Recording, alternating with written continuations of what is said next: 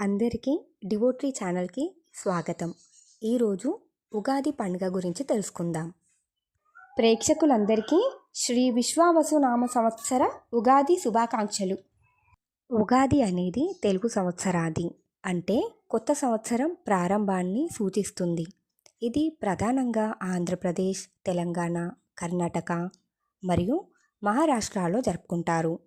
ఉగాది అనే పదం యుగం మరియు ఆది అంటే ప్రారంభం అనే పదాల కలయికతో ఏర్పడింది.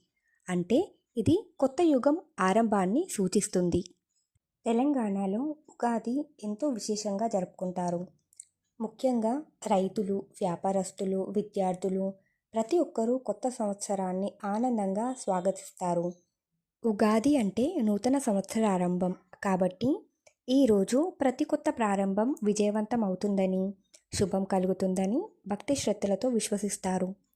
ఉగాదిని చైత్ర శుద్ధ పాడ్యమి రోజున జరుపుకుంటారు. ఈరోజు సూర్యుడు మేషరాశిలో ప్రవేశించడం వల్ల కొత్త పనులకు మంచి ఫలితాలు వస్తాయని చెబుతారు. ఉగాది రోజున తెల్లవారుజామునే అంటే సూర్యోదయానికి ముందే లేచి ఇళ్ళని శుభ్రపరిచి కొత్త ముగ్గులు వేసుకుంటారు. ఆ రోజు ప్రతి ఒక్కరూ తైలాభ్యంగన స్నానం చేస్తారు. ఈ నూనె స్నానం శరీరాన్ని శుద్ధి చేసి ఆరోగ్యాన్ని మరియు దీర్ఘాయువుని కలిగిస్తుందని నమ్ముతారు. ఈ పండగ నాడు ప్రతి ఇంటి ముందు మీకు మామిడాకుల తోరణం కనిపిస్తుంది. ప్రతి ఒక్క కుటుంబం మామిడాకుల తోరణం అనేది ఇంటి ముందు గుమ్మానికి కడతారు. ఇది మన ప్రాచీన సాంప్రదాయం. ఇది శుభప్రదంగా, ఆరోగ్యకరం, పవిత్రంగా భావిస్తారు. ఈ పండగ నాడు ఎంతో విశేషంగా ఉగాది పచ్చడి చేసుకుంటారు. ఈ ఉగాది పచ్చడి అనేది జీవితాన్ని ప్రతిబింబించే ప్రత్యేక భోజనం. ఇది షడ్రుచుల సమ్మేళనం అంటే మన జీవితం కూడా అనేక అనుభవాలతో కూడుకున్నదని గుర్తు చేస్తుంది. షడ్రుచుల్లో మొదటిగా మనకి గుర్తొచ్చేది తీపి. ఇది ఆనందానికి సూచిక. జీవితంలో ఆనందకరమైన, సంతోషభరితమైన క్షణాలు, విజయాలు, ప్రేమ, స్నేహం, కుటుంబ సమేతంగా గడిపే మధురమైన రోజులు. పులుపు. కొన్ని సందర్భాల్లో అనుకోని సవాళ్ళు ఎదురవుతాయి. తరువాత భవిష్యత్తులో అవి మంచి పాఠాలను నేర్పిస్తాయి. కారం. మన జీవితంలో కొన్ని సందర్భాలు మిర్చి తినినట్టుగా ఉంటాయి.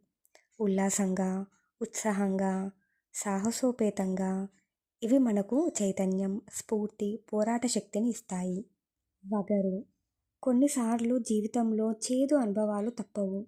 కోల్పోవడం, నష్టాలు, విఫలతలు అనేవి మనకు సహజమే.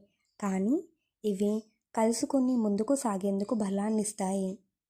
చేదు. కొన్ని విషయాల్లో మనకు తక్షణమే ఫలితాలు రాకపోవచ్చు. కానీ దీర్ఘకాలిక విజయాలకు అనుభవం, సహనం, పరిపక్వత అవసరం. ఇది కాషాయ రుచిని అంట. ఉప్పు.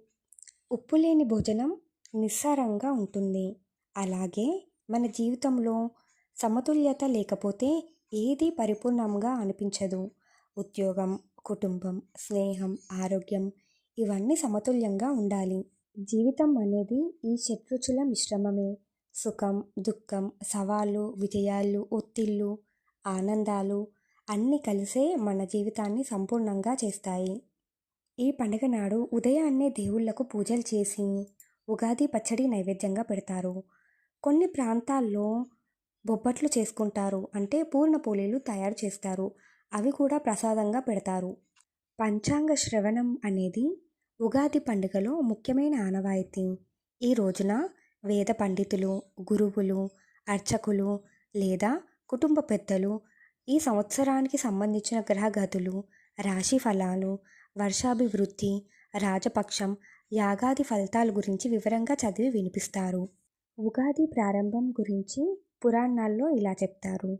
ఇది బ్రహ్మదేవుడు సృష్టిని ప్రారంభించిన రోజు అని చెప్తారు. శాలివాహన కాలమానం ప్రకారం ఉగాది చైత్రమాస శుద్ధ పాడ్యమి రోజున వస్తుంది.